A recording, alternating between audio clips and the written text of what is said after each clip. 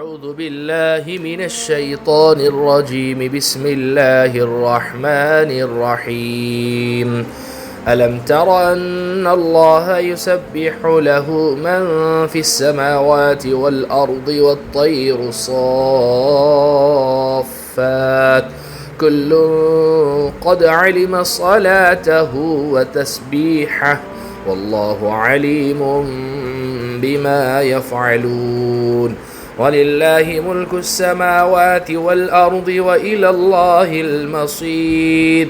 ألم تر أن الله يزجي سحابا ثم يؤلف بينه ثم يجعله ركاما فترى الودق يخرج من خلاله وينزل من السماء من جبال فيها من برد فيصيب به من يشاء ويصرفه عن من يشاء يكاد سنا برقه يذهب بالأبصار يقلب الله الليل والنهار إن في ذلك لعبرة لأولي الأبصار.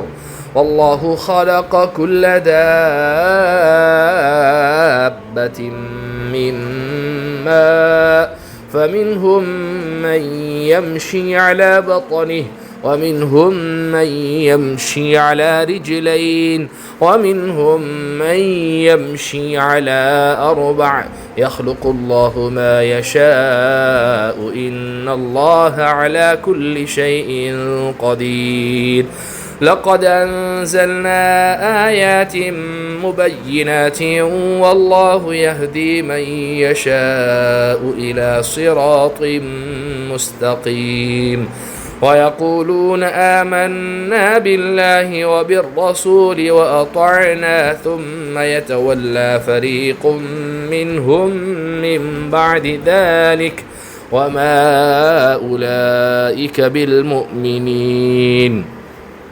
وإذا دعوا إلى الله ورسوله ليحكم بينهم إذا فريق منهم معرضون وإن يكن لهم الحق يأتوا إليه مذعنين. أفي قلوبهم مرض أم ارتابوا أم يخافون أن يحيف الله عليهم ورسوله بل أولئك هم الظالمون. میرے عزیزو پیارو بزرگو اللہ کے رسول پر ایمان رکھنے والے میرے دین عظیم بھائیو، یہ 10 آیتیں جن کی تلاوت ابھی آپ حضرات کے سامنے کی گئی سورہ نور کا 6واں رکوع ہے. 10 آیتوں پر مشتمل آیت نمبر 41 سے لے کر آیت نمبر 50 تک اللہ سبحانہ و تعالی ارشاد فرما رہے ہیں، کیا تم نے دیکھا نہیں کہ آسمانوں اور زمین میں جو بھی ہے اللہ ہی کی تسبیح کرتے ہیں، اور وہ پرندے بھی جو پر پھیلائے ہوئے اڑتے ہیں، ہر ایک کو اپنی نماز اور تسبیح کا طریقہ معلوم ہے اور اللہ ان کے سارے کاموں سے پوری طرح باخبر ہے. سورہ بنی اسرائیل میں اللہ تعالیٰ نے فرمایا ہے کہ وَإِن مِّن شَيْءٍ إِلَّا يُسَبِّحُ بِحَمْدِهِ وَلَكِن لَّا تَفْقَهُونَ تَسْبِيحَهُمْ، کہ کائنات کی ہر چیز اللہ تعالیٰ کی تسبیح کرتی ہے لیکن تم ان کی تسبیح کو سمجھتے نہیں ہو. یہاں اللہ تعالیٰ نے یہ ارشاد فرما دیا ہے کہ ہر چیز کے تسبیح کرنے کا طریقہ مختلف ہے اور کائنات کی تمام چیزیں اپنے مخصوص انداز میں اللہ تعالیٰ کی تسبیح کر رہی ہیں. قرآن کریم کی متعدد آیتوں سے یہ بات معلوم ہوتی ہے کہ جن چیزوں کو ہم دنیا میں بے حس سمجھتے ہیں ان سب میں کچھ نہ کچھ حس موجود ہے، اور یہ بات اب رفتہ رفتہ سلولی جو موجودہ سائنس بھی جو ہے اس کو تسلیم کر رہی ہے. تو کائنات میں جتنی بھی چیزیں ہیں سب اللہ سبحانہ و تعالیٰ کی مطیع و فرما بردار ہے، اور جس مقصد کے لیے اللہ سبحانہ و تعالیٰ نے جس مقصد کے تحت ان کو بنایا ہے، پیدا کیا ہے، وہ اپنے مقصد سے اپنے مشن سے ہٹتی نہیں ہے. وَلِلَّهِ مُلْكُ السَّمَاوَاتِ وَالْأَرْضِ وَإِلَى اللَّهِ الْمَصِيرُ، اور آسمانوں اور زمین کی بادشاہی اللہ ہی کے لیے ہے اور اللہ ہی کی طرف سب کو لوٹ کر جانا ہے. پہلے بھی بادشاہت اللہ کی تھی، آج بھی اللہ ہی کی ہے، آئندہ بھی اللہ ہی کی رہے گی۔ وقتی طور پر یہاں دنیا میں اللہ سبحانہ و تعالیٰ کسی کو اقتدار دے رہے ہیں، کسی کو سلطنت دے رہے ہیں، کسی کو طاقت قوت مال دے رہے ہیں، تو وہ ہرگز دھوکے میں نہ آئے کہ یہ بادشاہت، یہ مال، یہ اقتدار، یہ کرسی، یہ رتبہ، یہ عہدہ، یہ منصب میرے پاس ہمیشہ باقی رہنے والا ہے، بلکہ اللہ سبحانہ و تعالیٰ ان تمام چیزوں کو دے کر آزماتے ہیں۔ ورنہ حقیقت میں ملوکیت اور بادشاہت اللہ سبحانہ و تعالیٰ کی ہے۔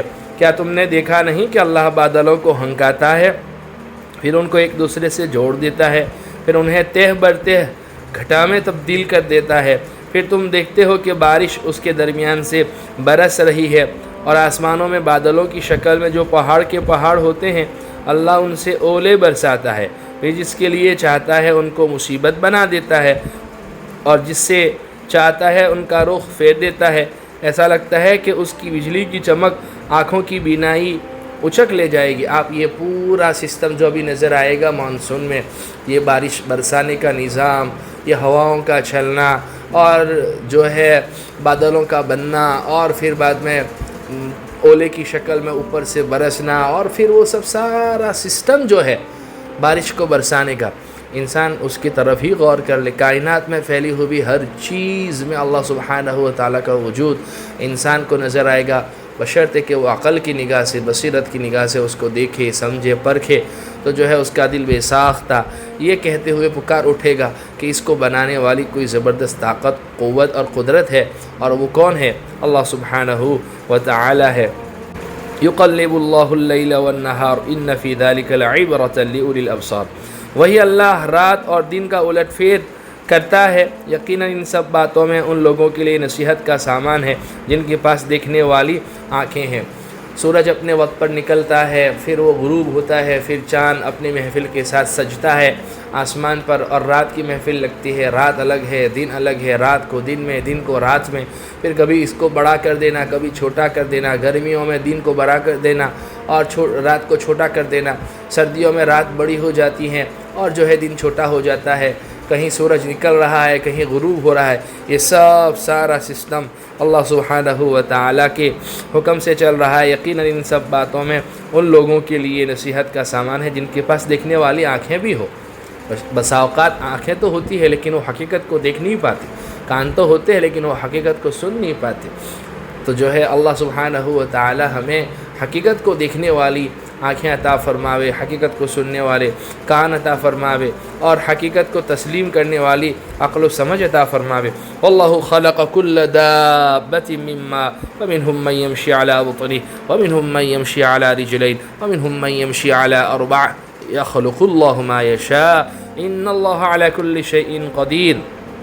اور اللہ نے زمین پر چلنے والے ہر جاندار کو پانی سے پیدا کیا ہے، پھر ان میں سے کچھ وہ ہیں جو اپنے پیٹ کے بل چلتے ہیں، کچھ وہ ہیں جو 2 پاؤں پر چلتے ہیں، اور کچھ وہ ہیں جو 4 پاؤں پر چلتے ہیں۔ اللہ جو چاہتا ہے پیدا کرتا ہے، یقیناً اللہ ہر بات پر قدرت رکھتا ہے۔ اور دیکھیے کائنات میں پھیلی ہوئی جتنی بھی چیزیں ہیں، جتنے بھی کیڑے ہیں، مکوڑے ہیں، جتنے بھی چوپائے ہیں، درندے ہیں، پرندے ہیں، اور جتنی بھی مخلوقات ہیں آسمان و زمین کی، ہرگز وہ عبث نہیں ہے، وہ بیکار پیدا نہیں کی گئی ہے، بلکہ اللہ سبحانہ و تعالیٰ نے اس کو کسی نہ کسی مقصد کے تحت جو ہے پیدا کیا ہوا ہے۔ اور اللہ سبحانہ و تعالیٰ بے شک ہر چیز کے اوپر قادر ہے۔ لقد انزلنا آیات مبینات واللہ یہدی من یشاء الی صراط مستقیم۔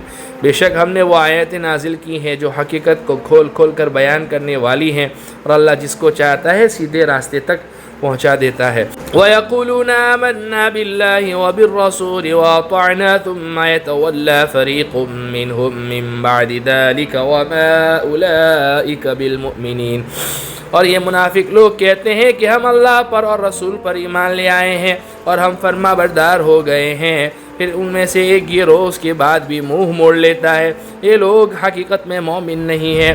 منافقین چونکہ دل سے ایمان نہیں لائے تھے، اس لیے ان سے حضرت صلی اللہ علیہ وسلم اور صحابہ کرام کے خلاف معاندانہ حرکتیں سرزد ہوتی رہتی تھیں۔ چنانچہ ایک واقعہ یہ پیش آیا کہ ایک بشر نامی ایک منافق کا ایک یہودی سے جھگڑا ہو گیا، اور یہودی جانتا تھا کہ حضرت صلی اللہ علیہ وسلم حق کا فیصلہ کریں گے، اس لیے اس نے بشر کو پیشکش کی کہ چلو حضرت صلی اللہ علیہ وسلم سے اپنے جھگڑے کا فیصلہ کرانے۔ کون کہہ رہا ہے؟ یہودی کہہ رہا ہے، منافق سے۔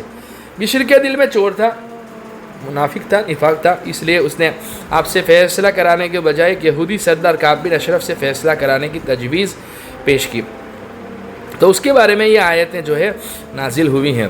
اور یہ منافق لوگ کہتے ہیں کہ ہم اللہ پر اور رسول پر ایمان لے آئے ہیں اور ہم فرمانبردار ہو گئے ہیں، پھر ان میں سے ایک گروہ اس کے بعد بھی منہ موڑ لیتا ہے۔ یہ لوگ حقیقت میں مومن نہیں ہے، اور جب انہیں اللہ اور اس کے رسول کی طرف بلایا جاتا ہے تاکہ رسول ان کے درمیان فیصلہ کریں، تو ان میں سے کچھ لوگ ایک دم رخ پھیر لیتے ہیں، اور اگر خود انہیں حق وصول کرنا ہو تو وہ بڑے فرمانبردار بن کر رسول کے پاس چلے آتے ہیں۔